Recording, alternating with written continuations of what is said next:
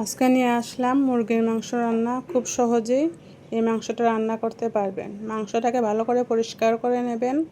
তারপর 1 চামচ হলুদ গুঁড়ো দিয়ে দিবেন।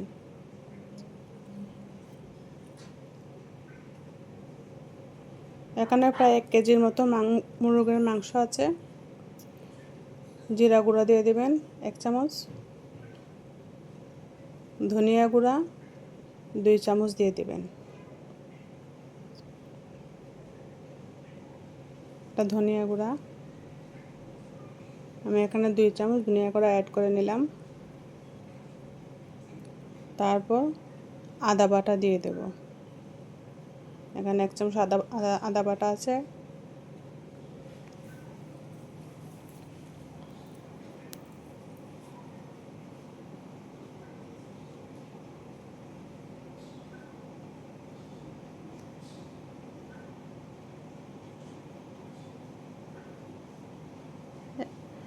এক চামচ রসুন বাটা,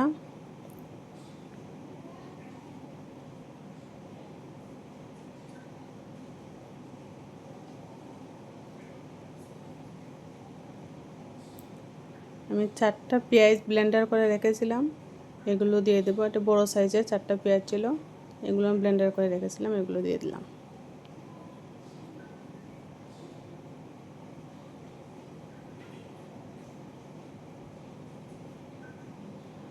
আমি কিছু তেল অ্যাড করে নিচ্ছি এখানে।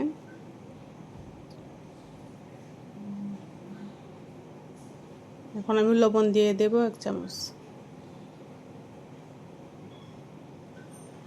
এখন আমি সবগুলো মশলা ভালোভাবে মেখে নেব। ভালোভাবে মেখে আমি প্রায় আধা ঘন্টার জন্য রেখে দেব।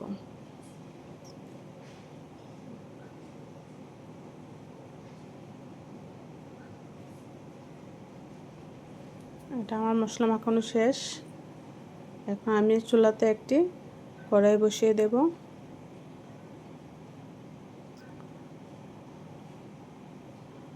এটা গরম হয়ে গেলে আমি একটু তেল দিয়ে দেব।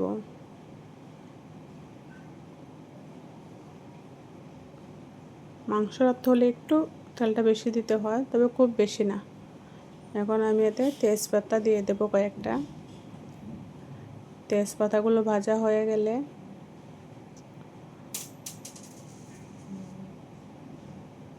তার মধ্যে আমি পেঁয়াজ কুচি দিয়ে দেব। তেজপাতাগুলো ভাজা হচ্ছে।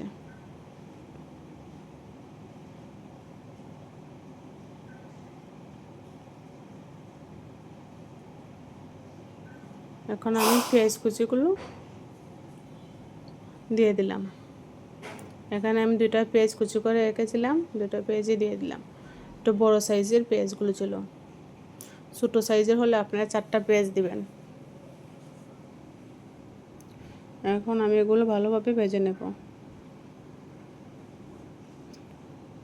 এগুলোর মধ্যে আমি আলু ছুলিয়ে রেখেছিলাম টুকরো করে, এগুলো দিয়ে দেবো। আমি একসাথে 2টা ভেজে নেব। পেঁয়াজ আর আলু একসাথে ভেজে নেব, আলাদাভাবে আলুটা ভাজিনি।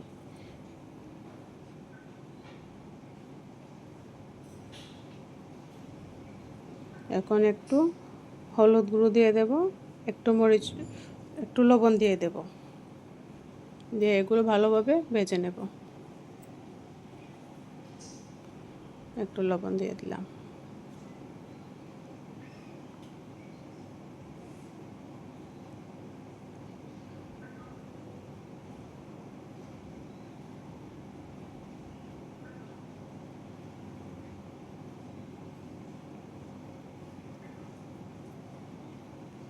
এগুলো ভাজা হয়ে আসছে, আলু এবং পেঁয়াজ লাল হয়ে ভাজা হয়ে গেল।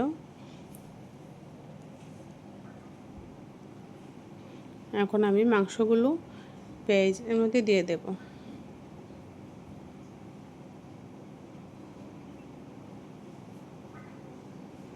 পেঁয়াজটা ভালোভাবে ভাজতে হবে। আমি মাখিয়ে রেখেছিলাম মাংসগুলো, এটা দিয়ে দিলাম।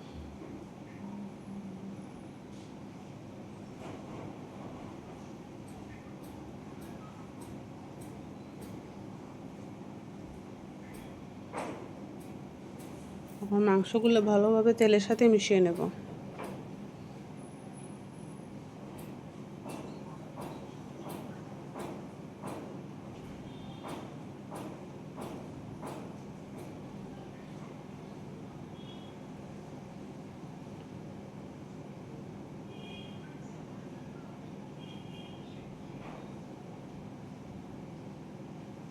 আমার মাংসগুলো তেলের সাথে মেশানো হয়ে গেলে আমি একটু ঢেকে দেব 5 মিনিটের জন্য।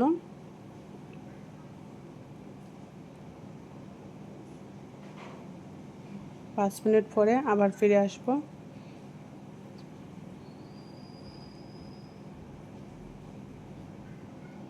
পাঁচ মিনিট পরে আমি আবার ফিরে আসলাম।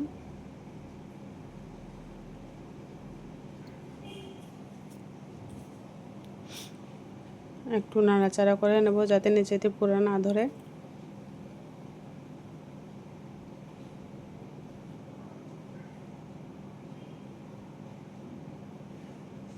এভাবে আমি 5 মিনিট পরে পরে দুই একবার দেখে নেব।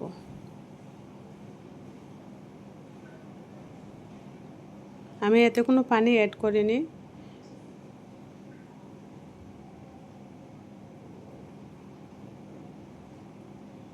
এখন আমি মরিচটা দিয়ে দেব, 1 চামচ মরিচ দিয়ে দেব। আমি আগে মরিচটি দিতে পারতাম, কিন্তু আগে মরিচটা দিলে আমার নিচে দিয়ে পোড়া ধরে যেত, তাই মরিচটা শেষে দিয়েছি।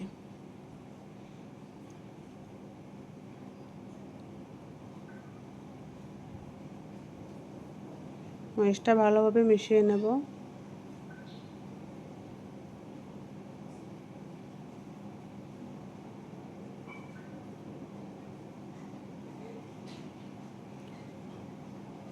তারপর আবার ঢাকনা দিয়ে ঢেকে দেব আরও 5 মিনিটের জন্য।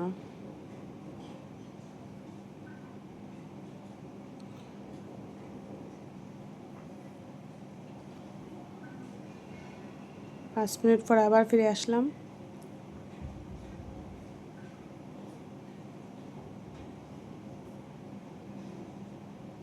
এখন আমার মাংসটা কালার চেঞ্জ হয়ে গেছে।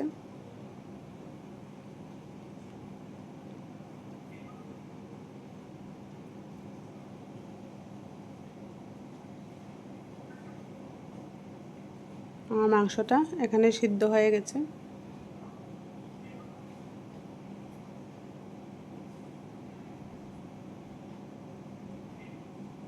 আমি একটু পানি দিয়ে দিলাম মশলা গোলা বাটিতে।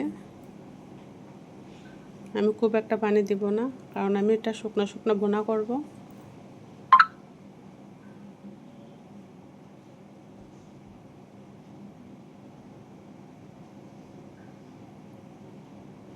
এখন এটা আমি আবার 5 মিনিটের জন্য ঢেকে দেব।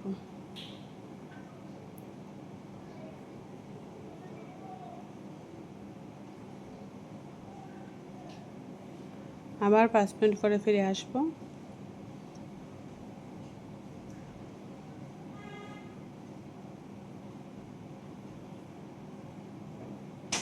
এখন আমি এটা ঝোলটা শুকিয়ে নেব।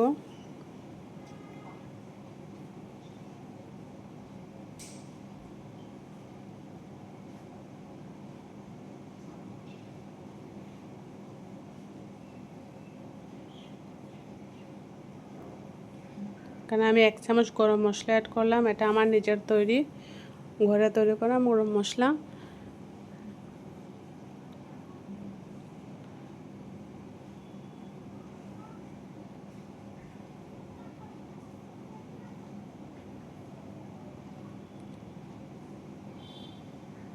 এখন আমি একটু নাড়াচাড়া করে নামিয়ে নেব। আমার মাংসটা শেষ রান্না করা।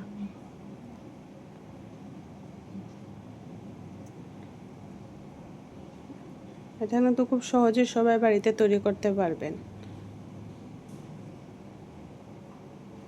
এই মশলাগুলো আমাদের সবার বাড়িতেই থাকে। দেখুন ফাইনাল লুক আমার মাংসের ভুনার। ভালো লাগলে ভিডিওটি লাইক এবং সাবস্ক্রাইব করে দেবেন। ধন্যবাদ সবাইকে।